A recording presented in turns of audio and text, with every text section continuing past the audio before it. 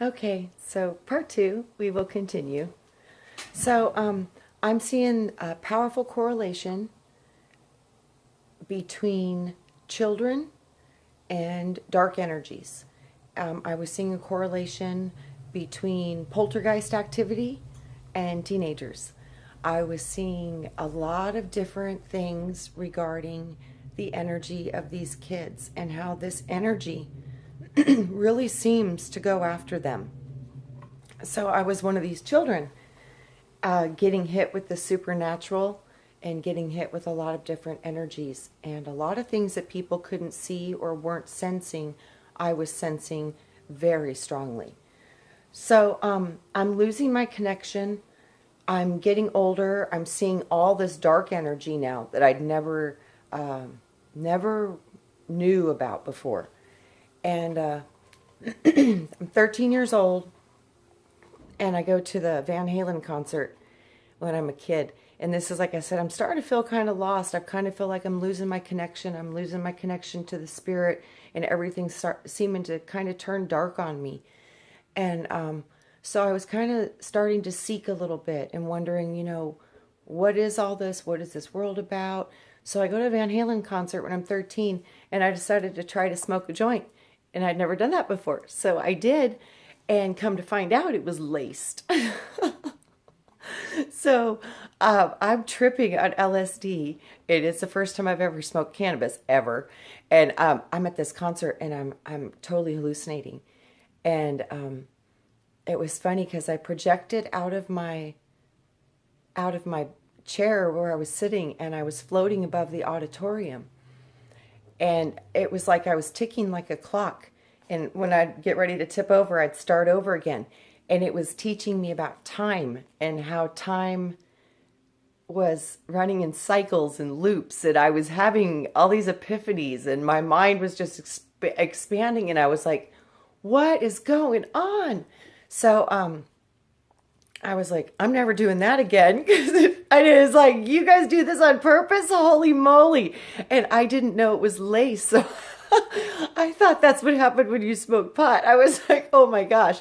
So it was so funny. So it was years later before I ever tried to smoke pot again, needless to say, because it very expanded my mind. But so yeah, it took until I got about a year later to high school before I'd venture into that again.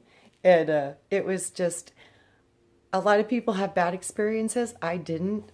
I went and got gnosis about time and circles of life and cycles, and it reconnected me, but at a different way. The hallucinogenic was a connection path for sure, but it was very different than the more organic ones I had experienced as a child.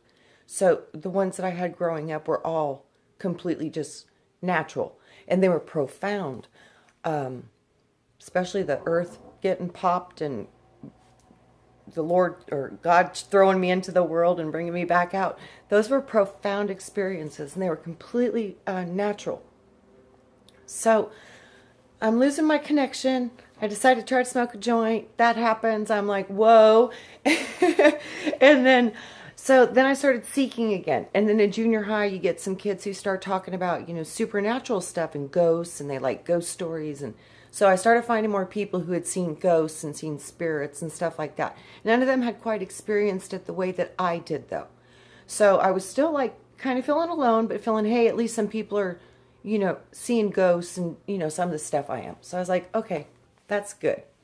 So I have a teacher friend in junior high, and she is a Buddhist monk, a Buddhist, and she studied with monks, and she was very into this religion. I never knew anything about Buddhism, and I was like, that's interesting. So I was like, would you teach me and show me? So she was teaching me and explaining to me Buddhist concepts and Buddhism and in general. I was like, wow, there's so much of that's cool. And she's like, have you ever done any spirit walking or astral travel? And I was like, yeah, all the time when I was a kid. She's like, what do you want to do it again? I was like, what do you mean? I didn't even know other people could help you do this or that. This was like a practice. It was just, to me, it was something that was organic. And she's like, yeah. She's like, do you want to go travel? And I was like, wow, I haven't in a while. That might be nice. So she asked me to astral travel, and I had a friend who was taken away by his family back to Maine, and we hadn't had any contact, and I was like wondering if he was okay, and I really cared about him. I was like, I hope everything's okay, and because the situation was a little rough that he got taken away from the first place. So I was kind of concerned, and I was like, yeah, I want to go see my friend. So off I went, and I did. And I traveled, and I went to his house, and it was the coolest thing ever, because I'd never done that, like set my intention just to go travel. I'd always just kind of just taken off on my own. So this was kind of cool, because I was like, wow, I can actually go places. So I go to his house, and I float down in the backyard, and I'm from Arizona, so we have like no fences or chain link or block walls. That's kind of your options here. So I landed in his backyard, and his fence was made out of like trees, like bushes and trees. And I was like, wow, that's really cool. And then I landed in the back of the house for whatever reason. Hold on, I need a drink. So I float down in the backyard in his house. And I see three white steps that go up to the back door. So I walk up the steps, and I go in the back door, and I could feel the ground under my feet, and I had no shoes on, so it was like cold and wet, and I could feel the earth. I was like, wow, this is crazy. So I'm walking through his house, because I open the door, and I look around, and I go up the stairs, and I go to the right, and then I go to his room. And I could see his comforter and his curtains and the stuff on his end table, and it was so amazing. And I was just watching him sleep, and I could see his house, and everything looked okay, and he looked okay, and it felt like he was safe. So I was like, right on. So off I flew away, and I went back down the stairs and went back in the backyard, and then I just floated back up in the air, and then went right back to my body. And I'm telling her, what I'm doing as I'm traveling and what I'm seeing, and my friend was there with me, and it was amazing, because after I did that, she was like, have you ever tried to do like channeling? And I was like, no. And she's like, well, I wonder if you can do that too. And I was like, I don't know, maybe. And my friend was like, I'd love to see my sister. I'd love to talk to my sister. And her sister had passed away when she was young. And I was like, okay. So I tapped into her sister, and I was talking to her, like connecting to her sister, and she said that she saw her sister in me, and she was like looking at my hands and fascinated by my fingers, and like I was a tomboy, I bit my fingernails off, and she's like, your fingernails are so beautiful. And I was like, what? Because I'm conscious while I'm giving her this energy and giving her what I'm hearing. I'm just speaking it. I didn't feel like I was taken over at all. I was still present and completely alert and understanding the whole, what she was saying. I was just giving forth the message, but she saw me turn into her sister. And I was like, wow, that's interesting, because I knew I would have never known that she was seeing her sister until she went to the hands. And she was like, your hands, they're so beautiful. And I was like, those aren't my hands. You know what I mean? I knew at that point that she was seeing something different than me. And that to me was mind-blowing. I was like, these energies are very, very powerful. So this is happening. I'm like 13 years old now. And these are some of the other experiences coming in my life. UFOs, reptilians in the bedroom, now astral travel and channeling. I'm like, this is crazy stuff. So this is my foundation. And I was getting hit from such a young age with all these profound experiences. And it's taken me down a path that has gone through so many different revelations about what is this world and what are we as human beings, and all of these questions that a lot of these kids are asking, and that us as adults, we're still asking every day too. So I think it's just time to understand that we're really We are into some supernatural energies and into some supernatural potentials that a lot of people have never known, been allowed to express, or been allowed to explore. And so many now are exploring these different avenues of consciousness. And the only advice I would give all of those who are seeking, who are traveling in the astral, that are doing all of these supernatural things, especially if you're doing it for the first time, you got to remember to stay grounded. You got to remember to do it in doses. Don't try to do it all at once, because it'll throw you out of balance. It will really throw you out of balance. So as you learn, ground, and always stay true to your heart, and always stay true to good.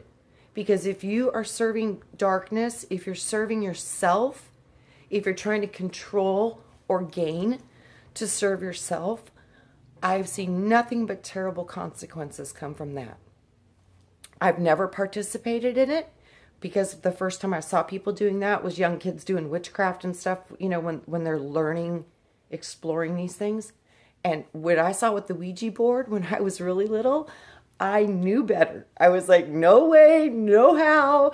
I already know this stuff is real. You don't need to convince me. So I never would participate in any kind of dark magic, witchcraft, none of that stuff. I was like, absolutely not. Something inside of me just knew, absolutely knew that there would be serious consequences for that. And I saw other people get consequences for that. And I was like, ooh, I guess the law works, and it's true. What you send out returns to you. So always know that that is the truth. So send out as much wonderful things as you can, because they will return to you. But understand, these energies are real. And for whatever reason, it seems like they're getting stronger. And they would only get stronger if there was a battle for the energy itself. So we need to really come together and start to manage our planet, our children, and the people around us. Protect them, shield them, the ones that are sleeping. Send protection for them, because there's no intervention allowed unless it's asked for. So if the ones that are sleeping need us to ask for them, ask for them. Place protection upon them. Place protection upon your children and the people you love and everything around you, because these energies are real. And if you're off balance, if you're sad, if you're sick, if you're angry, that's all they need to get into your field. So think about that. That happens all the time, all day long. So those are their windows, all the time, all day long. So always check yourself. Make sure you're feeling good. Make sure you're staying in a vibration that's organic to you at your balance point. So that's the key. You got to try to stay balanced through all of these energies. Because I have a feeling, guys, it's time to kick it up a notch, because I have a feeling the energy is going to be kicked up a notch. So with that, I just wanted to share with you what I witnessed and what I saw with these kids, and how powerful these energies come after them specifically. So let's try to give as much help to them as we can, and give as much help to each other as we can, because these things are real. I've been watching them for too many years to know any different. So much love to you. I hope this helps any of you to understand more about yourself, or more about the things maybe you experienced when you were a child. And I would love to hear if anybody else has seen the small, rusty reptilian being, because that was unique, and I'd never seen one before. And I never saw one until I saw the ship. So I'd love to know if there was a correlation to that. So much love to you all. Namaste. Keep seeking and searching, and we're all learning together. So hopefully we can learn well and create well. Namaste. Bye.